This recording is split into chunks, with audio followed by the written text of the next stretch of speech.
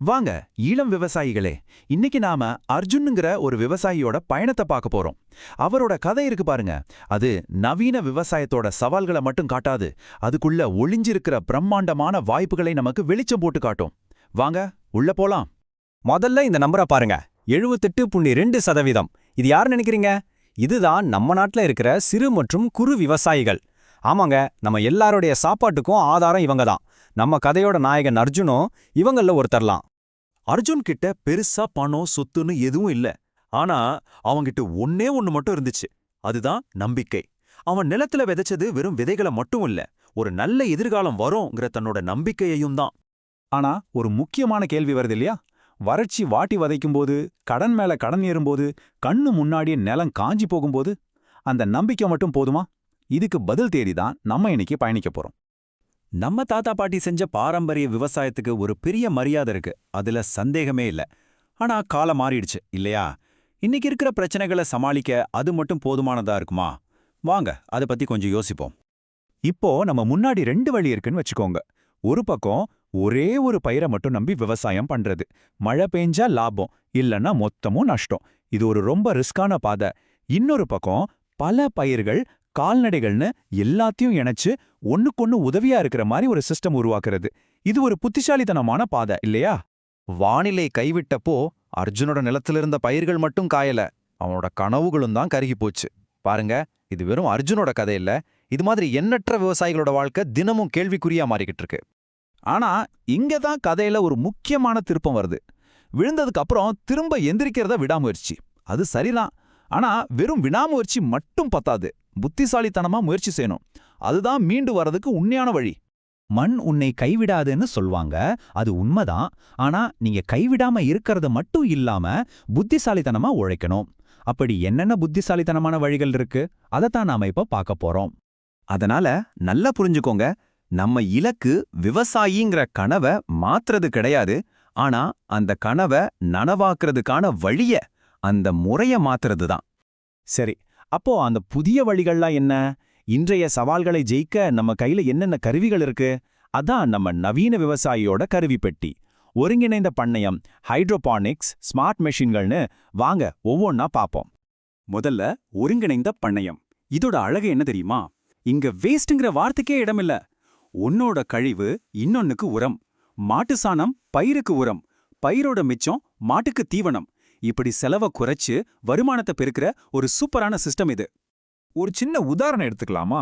கோழி வளர்ப்பு. பெரிய முதலீடு தேவையில்லை, ஆனா வருமானம் ரொம்ப சீக்கிரமாவே கையில காசு பார்க்கலாம். சந்தையிலும் எப்பவும் டிமாண்ட் இருக்கு. அது மட்டுமா, அதோட கழிவுகள் நம்ம நிலத்துக்கு அது ஒரு வரப்பிரசாதம், ஒரு அருமையான ஆர்கானிக் உரம்.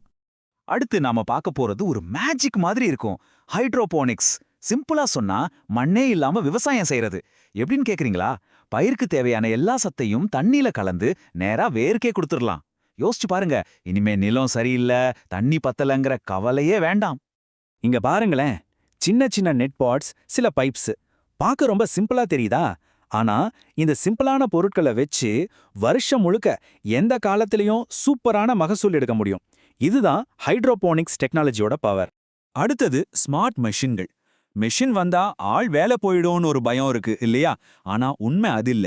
சரியான கருவிகள் விவசாயிகளோட வேலையை சுலபமாக்குது, அவங்களோட திறமையை இன்னும் அதிகரிக்குது. தண்ணியை மிச்சப்படுத்த, வேலையாள் செலவு குறைக்க, மகசூல் அதிகரிக்க. இது ஒரு பெரிய வரம். சரி, நல்ல விளைச்சல் எடுத்தாச்சு. அடுத்தென்ன? நம்ம பொருளை நல்ல விலைக்கு விற்கணும் இல்லையா? ஏற்றுமதி, பிரீமியம் மார்க்கெட்னு சொன்னா பயப்படாதீங்க, அது ஒன்றும் ராக்கெட் சயின்ஸ் இல்ல. இங்க பாருங்க, இந்த 4 ஸ்டெப்ஸை கரெக்டா ஃபாலோ பண்ணா நம்ம ஊர் விளைபொருளை உலகத்துக்கே கொண்டு போகலாம். ஓகே, இவ்ளோ நேரம் நாம பேசினதெல்லாம் கேட்க நல்லா தான் இருக்கு. ஆனா இதெல்லாம் உண்மையிலேயே வேலை செய்யுமா? இதனால என்ன பலன்? வெறும் வாய்ப்பேச்சில்ல. வாங்க நம்பர்ஸ் என்ன சொல்லுதுன்னு நேரடியாவே பாப்போம். இந்த டேப்ல பாருங்க, இது ஹைட்ரோபோனிக்ஸ் முறையில கீரை வளர்த்ததுக்கான கணக்கு.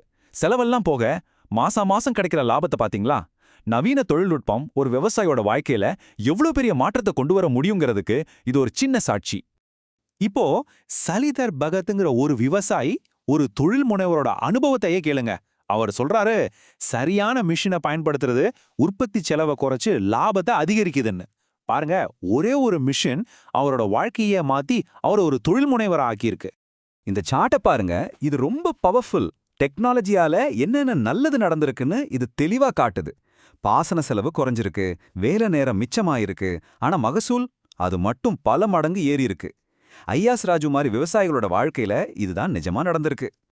அப்போ நம்ம ஆரம்பிச்ச இடத்துக்கே வருவோம், நம்பிக்கை. இப்ப புரியுதா? நம்பிக்கைங்கிறது கண்ணை மூடிக்கிட்டு இருக்கிறது இல்ல, அது அறிவோடவும் சரியான கருவிகளோடவும் சேர்ந்து வரும்போது ஒரு பெரிய சக்தியா மாறுது. அதுதான் நம்மளோட எதிர்காலத்துக்கான உண்மையான நம்பிக்கையின் விதை. நம்ம அர்ஜுனோட கதை ஒரு சினிமா கதை மாதிரி இருக்கலாம், ஆனா இது கற்பனை இல்ல, இதுதான் நிஜம். சரியான அறிவு, சூழ்நிலைக்கேத்த மாதிரி நம்மள மாத்திக்கிறது, கரெக்டான டூல்ஸை பயன்படுத்துறது, இந்த 3 இருந்தா இந்த வெற்றியை யார் வேணாலும் அடையலாம். இது ஒரு ஃபார்முலா. விவசாயத்தோட எதிர்காலம் எப்படி இருக்க போகுதுன்னு பாருங்க. இனிமேல் நாம மழைக்காக வானத்தை பார்த்துட்டு காத்திருக்க வேண்டியதில்ல. வெயிலா இருந்தாலும் சரி, மழையா இருந்தாலும் சரி, எந்த சூழ்நிலையிலையும் செழிப்பா வளர்ற ஒரு சிஸ்டத்தை நாமளே உருவாக்க முடியும். இதுதான் விவசாயத்தோட அடுத்த கட்டம். இப்போ இளம் விவசாயிகளான உங்ககிட்ட நான் ஒரு கேள்வி கேட்கிறேன். உங்க கையில அறிவும் இருக்கு, நம்பிக்கையும் இருக்கு. இந்த 2 விதைகளையும் வச்சு நீங்க எப்படிப்பட்ட செழிப்பான எதிர்காலத்தை உருவாக்க போறீங்க? யோசிங்க, பதில் உங்ககிட்ட தான் இருக்கு.